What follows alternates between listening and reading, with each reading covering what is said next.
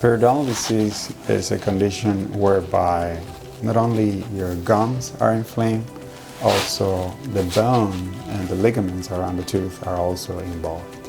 What does that really mean? It just means that they're responding to inflammation in your gums and they're just shying away from that area.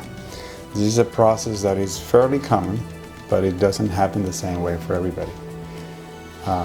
When you come to our office, we can do an assessment and we can let you know what the status of your gum and the surrounding bone is. And we can tailor periodontal treatment for you, just to make sure that you don't lose any more bone. And that's our goal, to help you keep your teeth. You know, there's nothing like your teeth. In this time and age, you can have dental implants, and they're very successful.